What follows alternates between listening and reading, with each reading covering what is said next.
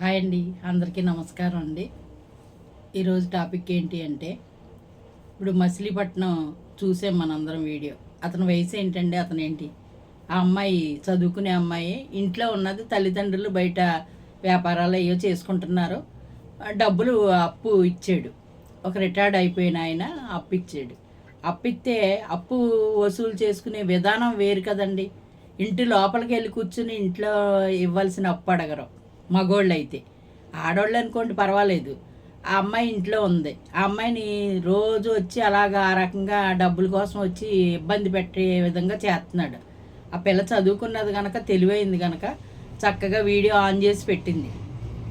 ఈ శాస్ట్లో ఇతని మొహంతో సహా వీడియో రెడీ అయ్యింది. అతని వయసుకి అతను చేసే పనులకి ఏమైనా సంబంధం ఉందండి? ఎందుకు అలాగా తయారయ్యి ఆ వయసుకి ఇవ్వవలసిన గౌరవాన్ని పాడు చేసుకుంటున్నారు? చాలా తప్పు కదండి. తన మనవరాల వయసు ఉంటుంది, కూతురు వయసు కూడా కాదండి, మనవరాల వయసు ఉంటుంది అమ్మాయికి. మనవరాల వయసు ఉన్న అమ్మాయిని అలాగా వేధించటం మొదలుపెట్టాడు.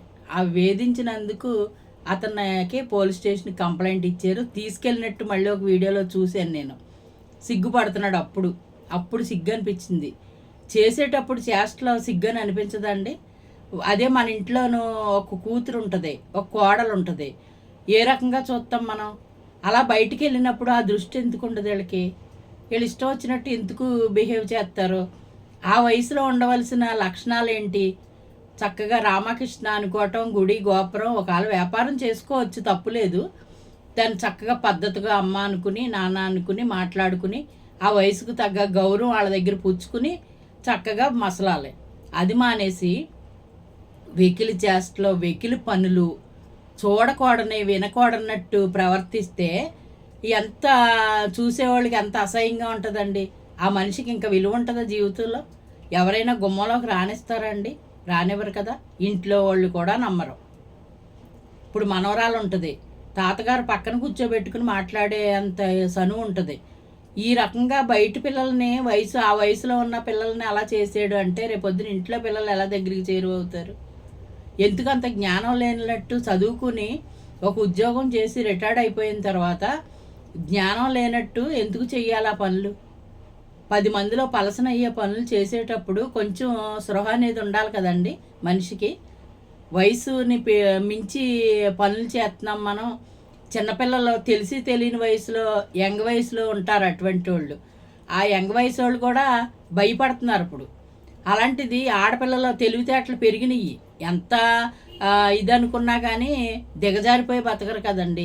అందరూ ఒక రకంగా ఎంచుకుంటారు. ఆ అమ్మాయి చాలా తెలివిగా చక్కగా వీడియో తీసి పెట్టింది.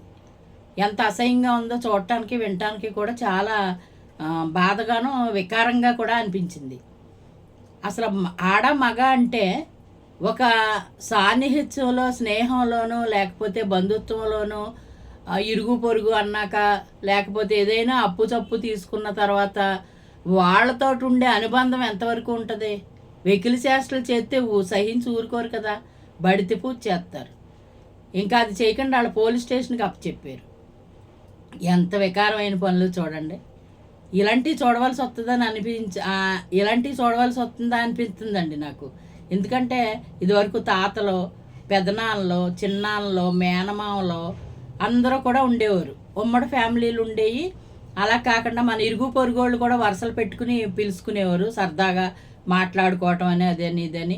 ఏళాకోళం కూడా ఆడుకునేవారు. ఆ ఏళాకోళం పరిధి దాటేది కాదండి. పరిధి దాటకుండానే ఏళాకోళాలు ఆడేవారు. ఆ వరుస అయిన వాళ్ళనో, మనవరాలు అయిన వాళ్ళనో వేళాకోళం, వికారం లేని వేళాకోళం మాట్లాడేవారు.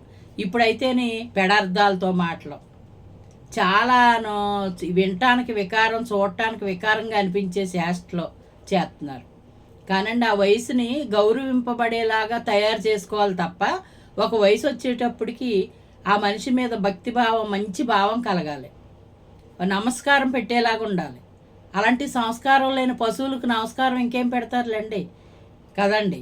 ఎంత చిరాకుగా అనిపించిందంటే అంత చిరాకుగా అనిపించిందండి.